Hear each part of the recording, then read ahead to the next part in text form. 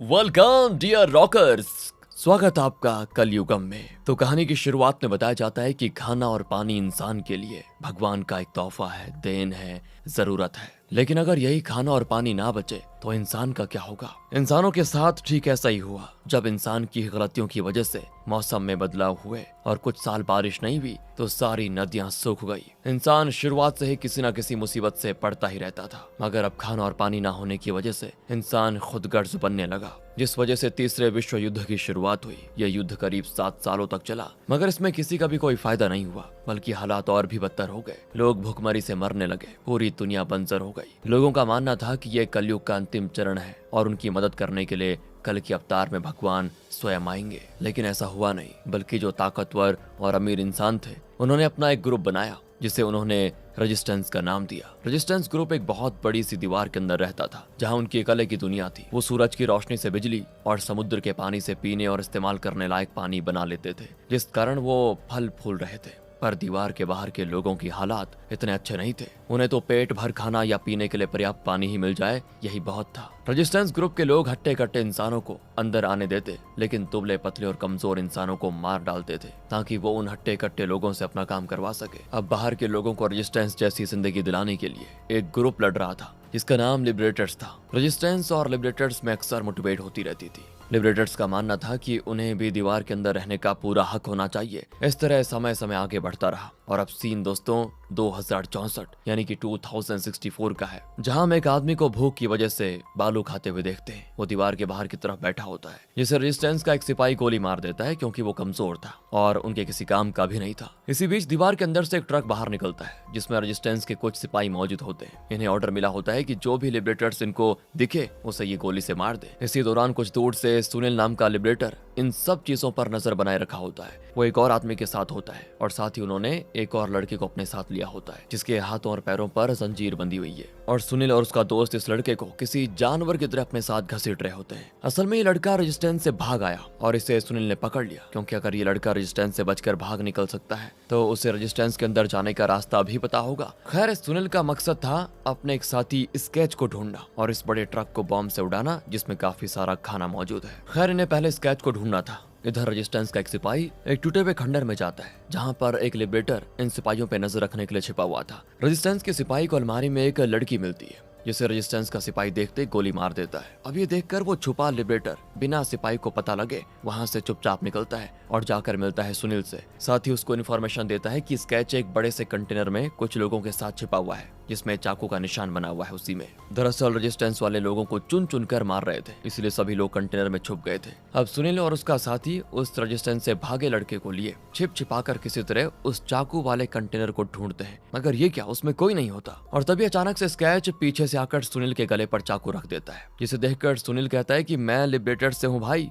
हम तुम्हें ही ढूंढ रहे थे। और ये सुनते स्केच उसको छोड़ देता है। तब सुनील उसे बताता है कि हमारे पास एक ऐसा बॉम्ब है जिससे हम रेजिस्टेंस का ये ट्रक उड़ा सकते हैं। स्केच कहता है कि इन रेजिस्टेंस वालों से लड़ना आसान नहीं है, मैं इन्हें अच्छे से जानता हूँ, इसीलिए अब मैं जैसा कहता हूँ तुम वैसा करो। वो सुनील को एक चर्च में जाने को बोलकर खुद उस लिबरेटर के साथ ट्रक को उड़ाने जाता है जो खंडर में छुपा हुआ था वो लिबरेटर। अब ये लोग जमीन में गड्ढा खोदकर उसमें बॉम्ब को लगा देते हैं। जैसे रेजिस्टेंस का ट्रक वहां पर आएगा वैसे स्केच रिमोट के जरिए उस ट्रक को उड़ा देगा। तो इसीलिए दोनों अलग अलग जगह जाकर छिप जाते हैं, ट्रक का वेट करने लगते हैं। लेकिन रेजिस्टेंस के सिपाही बीच में ट्रक को रोककर बाहर आ जाते हैं। शायद उन्हें शक हो गया था। यहाँ स्केच दिमाग लगाता है और अपने रेडियो से उस दूसरे लिबरेटर को रेडियो पर एक मैसेज भेजता है, जिस कारण होता यह है कि उसका पता रेजिस्टेंस को लग जाता है और वो तुरंत उसे मार डालते हैं। ये होते स्केच रेडियो पर बोलता है कि तुम वापस आ जाओ, प्लान कैंसिल, हम ट्रक को कुछ नहीं करेंगे। मतलब दोस्तों, ये स्केच का ही प्लान था, उसने अपने साथी की बलि चढ़ा दी। खैर, रेजिस्टेंस के सिपाही को लगता है कि सभी सेफ है, इसलिए वो लोग ट्रक में वापस बैठकर आगे चलने लगते हैं और बॉम्ब के ऊपर आते ही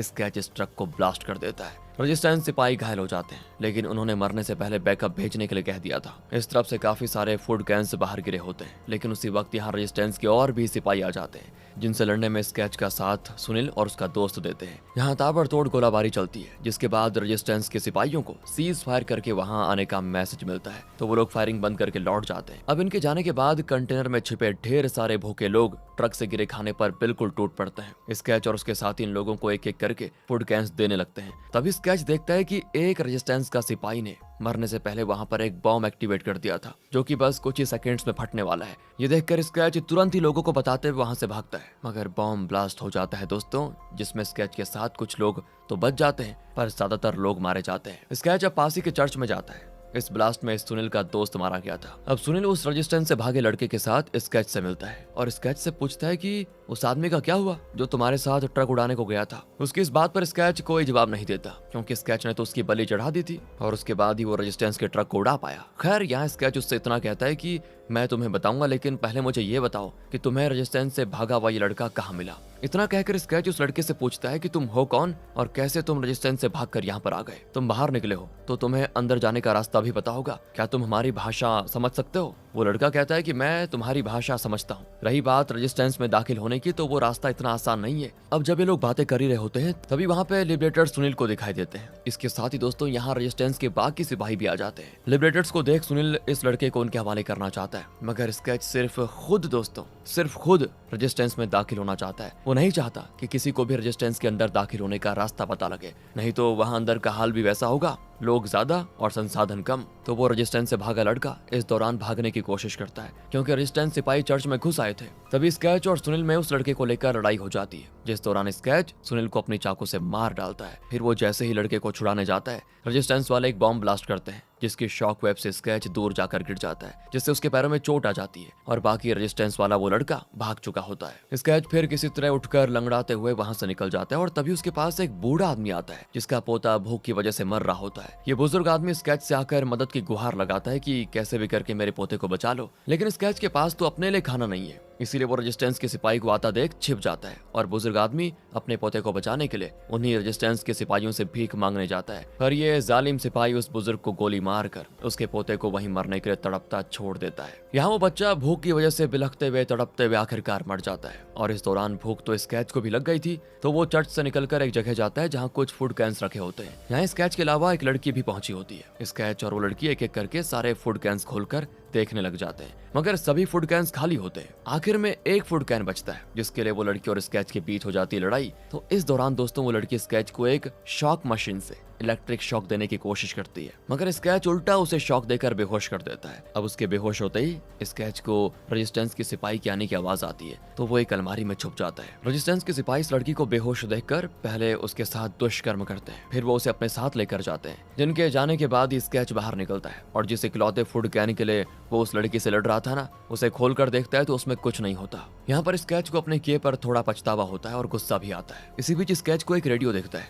जो कि जाहिर है उसी लड़की का होगा। उस रेडियो पर ना किसी की आवाज आ रही होती है जो कह रहा होता है, राठी तुम कहाँ हो, तुम्हारी आवाज क्यों नहीं आ रही है, तुम जहाँ भी हो जल्दी से सेफ हाउस वापस लौट आओ। ये सुनते स्केच तुरंत उस रेडियो को उठा लेता है और उस आदमी से पूछता है कि तुम कौन हो और तुम्हारे सेफ हाउस ये है कहाँ पे। इस पर वो आदमी कहता है कि तुम कौन हो और ये बताओ कि राठी कहाँ है। स्केच जवाब देता है कि मैं राठी के बारे में तुम्हें तभी बताऊंगा जब तुम मुझे अपने सेफ हाउस में आने दोगे। वो आदमी कहता है कि ठीक है, राठी के लिए मैं ये भी खतरा लेने को तैयार हूँ, एक काम करो जल्दी से स्कूल वाली बिल्डिंग में आ जाओ। बस दोस्तों स्केच जल्दी से स्कूल वाली बिल्डिंग में पहुंच जाता है, जिस दौरान रेडियो पर वो आदमी बोलता है कि कहीं मैं कोई गलती तो नहीं कर रहा, तुम्हारी वजह से मेरा सेफ हाउस खतरे में ना पड़ जाए। नहीं, मैं तुम्हें नहीं बुला सकता, मुझे माफ करना। और स्केच ये सुनते ही एकदम से गुस्सा और रोने जैसी हालत में हो जाता है और कहता है कि मेरे अलावा तुम्हें राठी के बारे में कोई कुछ नहीं बता सकता, बस मुझे थोड़ा खाना चाहिए, मैं बहुत भूखा हूँ, मैं तुम्हारे बहुत काम आ सकता हूँ। अब शायद ये सुनकर उस सेफ हाउस वाले आदमी का दिल पिघल जाता है, इसलिए अचानक से जमीन से एक दरवाजा खुलता है जो कि सेफ हाउस तक जाने का रास्ता है। इस दरवाजे को देखते स्केच जल्दी से उसमें दाखिल हो जाता है, जिसके बाद वो दरवाजा भी हो जाता है बंद।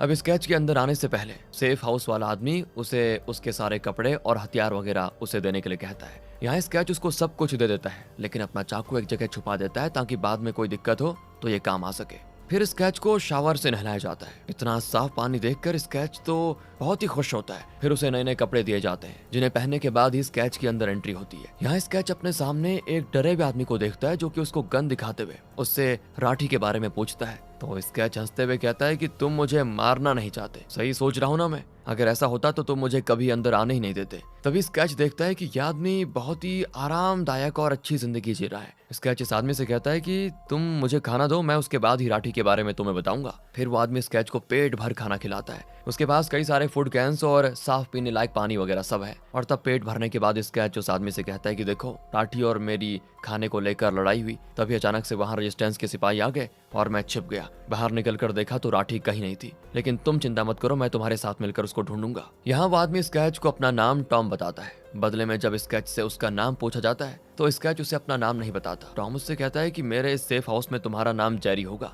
स्केच फिर टॉम से पूछता है तुम यहाँ कब से हो और तुम्हारे पास साफ पानी, इतना सारा ये खाना कैसे? तब टॉम कहता है कि मैं तो यहाँ 26 सालों से हूँ, और क्या साफ पानी और खाना सिर्फ रेजिस्टेंस वालों के पास ही हो सकता है क्या? मेरे पास भी अपने कुछ कायदे हैं ये सब हासिल करने के लिए। फिर टॉम स्केच को एक बेडरूम देता है। वो कहता है ये बेडरूम राठी का था, उसने इसको इतनी अच्छी तरह सजाया था। अब स्केच बाथरूम जाता है तो उसे वहां टिश्यू पेपर की जगह 500, 2000 और 200 के नोट्स मिलते हैं। जाहिर है दोस्तों, इस दुनिया में अब नोट्स की क्या कीमत है, कुछ भी नहीं। इस तरह कुछ दिन बीतते हैं। एक दिन स्केच देखता है कि जहाँ से टॉम खाना निकाल रहा है ना, वहाँ काफी सारे फूड कैंस रखे हुए हैं। इस पॉइंट पर स्केच एक दिमाग लगाता है कि क्यों ना मैं इस आदमी को मार दूं और आराम से यहाँ जिंदगी बिताऊं। तो बस मौका मिलता ही स्केच एक कपड़े टांगने के हैंगर की मदद से अपनी छुपाई हुई चाकू को हासिल करता है और फिर वो इस चाकू से फूड कैन वाले कमरे का दरवाजा खोलने की कोशिश करता है, लेकिन वो नहीं खुलता। अब एक दिन जब टॉम और स्केच साथ में खाना खा रहे होते हैं तो टॉम स्केच से कहता है कि अगर इस तरह हम लोग यहाँ खाते पीते रहे, पड़े रहे, तो सारा खाना खत्म हो जाएगा। राठी बाहर जाकर इन फूड कैंस को लाती थी,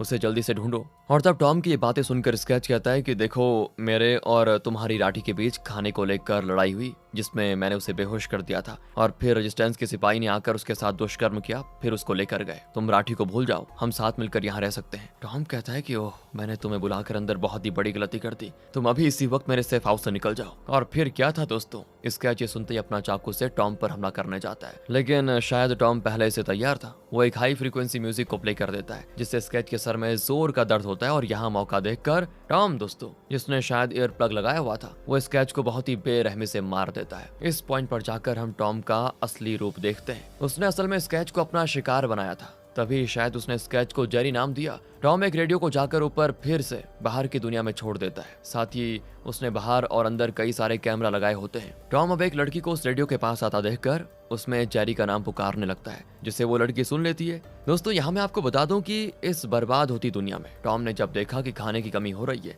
तो उसने लोगों को ठीक इसी तरह अपना शिकार बनाना शुरू कर दिया, जिन्हें मारने के बाद वो उनके मांस को खाता था। असल में उसके पास कोई भी खाना या फूड कैन वगैरह नहीं है, वो बस उन्हीं इंसानी मांस को भर कर रखता था उन कैंस में। उसने किसी का नाम लेकर राठी को अपने यहाँ फंसा लिया और फिर राठी का नाम लेकर स्केच को, जिसे उसने जेरी का नाम दिया। और अब जेरी का नाम लेकर वो अपना अगला शिकार ढूंढ रहा है। यहाँ तक कि जो खाना स्केच ने टॉम के साथ खाया वो इंसानी मांस ही था। और बाकी स्केच को जो लड़की ऊपर मिली थी उसका नाम राठी नहीं था, वो तो बस एक आम भूखी लड़की थी, जिसे स्केच ने राठी समझ लिया और वहाँ पास पड़े रेडियो को उसका रेडियो समझकर स्केच भी भूख की वजह से टॉम का शिकार बन गया। अब इतनी कहानी दिखाने के बाद एंट्री होती है इस कहानी के मेन कैरेक्टर पैटी की दोस्तों, जो कि टॉम के रेडियो को उठाकर कहती है, मुझे नहीं पता कि ये कौन है और खाना कहाँ है, मगर तुम अगर किसी सेफ जगह पे हो तो मुझे बचा लो। टॉम को यही तो चाहिए था। वो तुरंत अपने सेफ हाउस का दरवाजा पैटी के लिए खोल देता है, मगर इससे पहले पैटी उसमें दाखिल होती तभी उसके सामने एक लड़का ऊपर से आकर गिरता है, जो कि घायल है। दोस्तों, ये वही रेजिस्टेंस से भागा हुआ लड़का है जो कि पैटी को मिला है फिलहाल।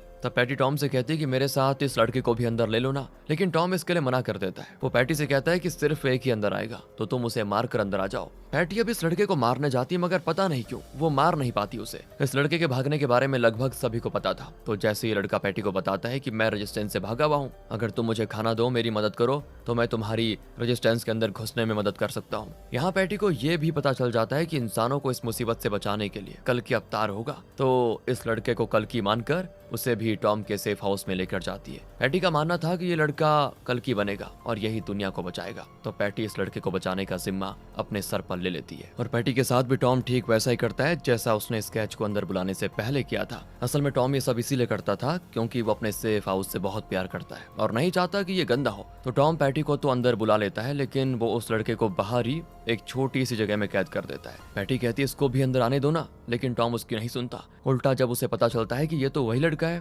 जो रेजिस्टेंस से भाग कर आया था, तो टॉम इसको तुरंत मार देना चाहता है दोस्तों, क्योंकि अगर ये लड़का जिंदा रहा तो रेजिस्टेंस के सिपाहियों को उसके सेफ हाउस का पता चल जाएगा। पैटी फिर किसी तरह टॉम को उसे मारने से रोकती है, टॉम भी पैटी के कहने पर उसे मारता तो नहीं, लेकिन उसको वहीं कैद करके रखने का फैसला करता है। वो कहता है कि मैं इस लड़के को खाना पानी नहीं दूंगा। पैटी भी क्या ही कर सकती थी दोस्तों, वो टॉम के साथ बैठकर उसका दिया खाना खाने लगती है, जो कि असल में इंसानी मीट है। मगर पैटी तो इस बात से अनजान थी। अब खाना पीना होने के बाद जब टॉम वहां नहीं होता तो पैटी कल्कि के पास आती है और उससे कहती है, तुम थोड़ा सब्र रखो, मैं तुम्हें बचा लूंगी। हमें किसी पर विश्वास नहीं करना है, इस आदमी पर भी नहीं। हम जल्दी से यहाँ से निकलकर रेजिस्टेंस में चले जाएंगे। इतना कहकर पैटी टॉम को उसके कपड़े देती है। अब डिनर के वक्त टॉम फिर से पैटी को खाना देता है और यहाँ पैटी अपने खाने में से थोड़ा खाना अपने पास छिपा लेती है और फिर वो कल्कि के बारे में टॉम को बताने लगती है। टॉम भी पैटी की डायरी पढ़ना शुरू करता है, जिसमें लिखा था कि आज भी मेरे और मेरे बच्चों के लिए खाना नहीं है। मुझे अब ना चाहते हुए ये कदम उठाना होगा। अब इससे पहले वो आगे बढ़ता,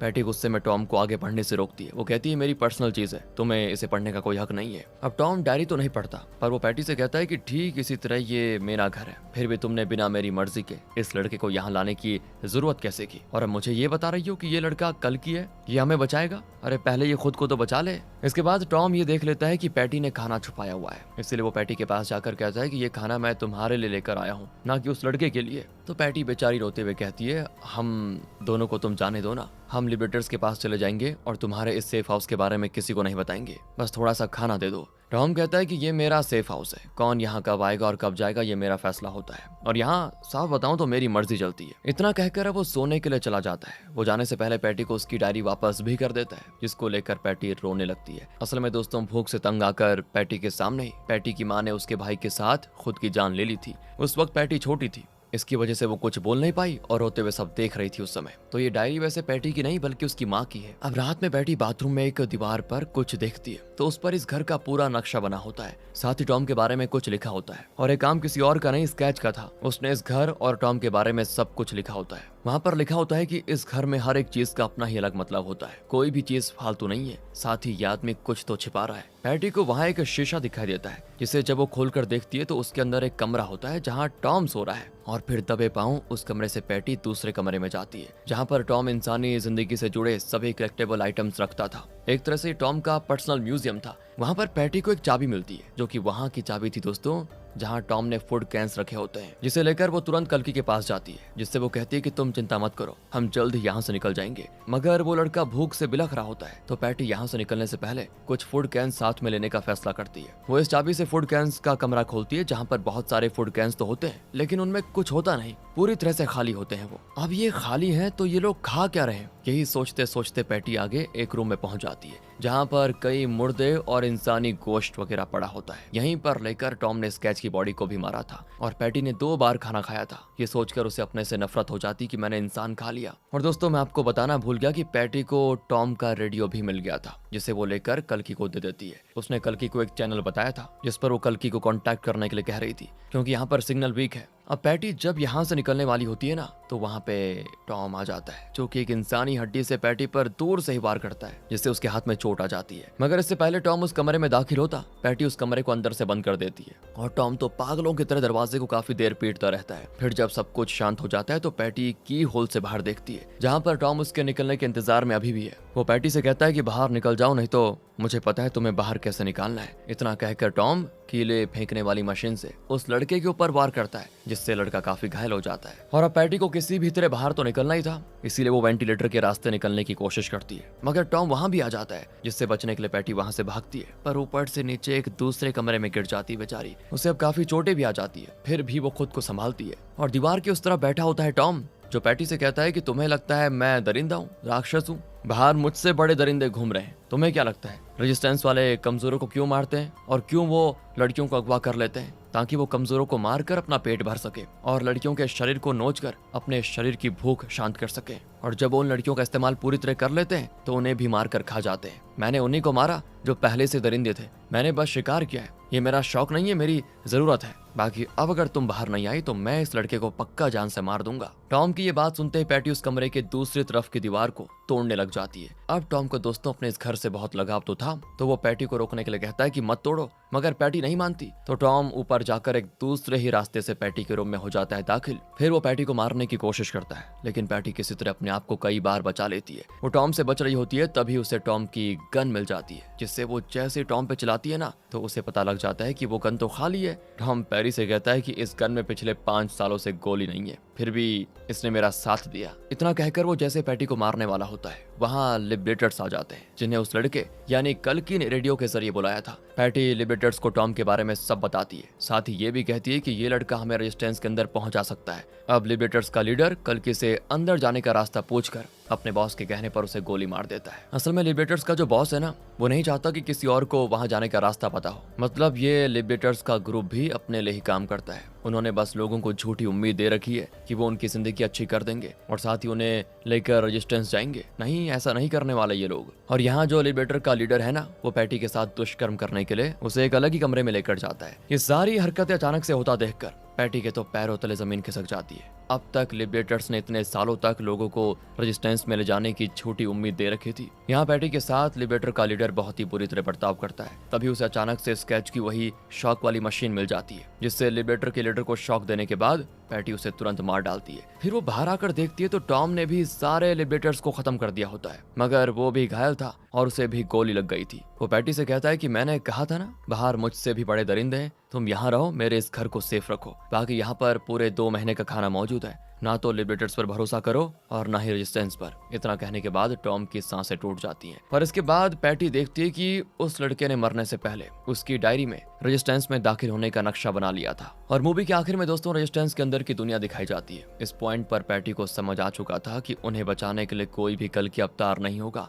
कोई उन्हें बचाने नहीं आने वाला। हर इंसान को अपने लिए खुद खड़ा होना, कल की अलग से नहीं आएगा, बल्कि वो हमारे अंदर है, हम सब में उसी परमात्मा का अंश है। बस जरूरत है उसे पहचानने की। खुद के लिए जो खड़ा होता है उसकी मदद भगवान भी करता है। महाभारत का युद्ध अर्जुन को लड़ना था, भगवान ने तो सिर्फ उनका साथ दिया, उनका मार्गदर्शन किया था। हमें उस परमात्मा के अंश यानी अपनी आत्मा को जगाना होगा। पैटी समझ चुकी थी कि कोई लिबरेटर्स या रेजिस्टेंस किसी की मदद नहीं कर सकते। जब तक दुनिया है तब तक इंसान किसी न किसी तरह से दूसरे इंसानों और उनके भरोसे को खाता रहेगा। इंसान का असली दुश्मन इंसान ही है। हर कोई अपने लिए बेहतर से बेहतर जिंदगी हासिल करने के लिए किसी न किसी लेवल पर करप्शन कर रहा है। जरूरत है खुद में बदलाव लाने की, तभी जाकर असल में इस धरती पर कल की अवतार होगा और उनके रूप हम होंगे, हम सभी। और फिर पैटी फैसला करती है कि मैं खुद का अपना रेजिस्टेंस ग्रुप बनाऊंगी, जिसमें हर किसी को बराबर का हक मिलेगा, हर कोई खुश रहेगा। इसी के साथ दोस्तों ये मूवी यहाँ पर खत्म हो जाती है। बाकी मिलते हैं आपसे अगली वीडियो में। ध्यान रखेगा अपना।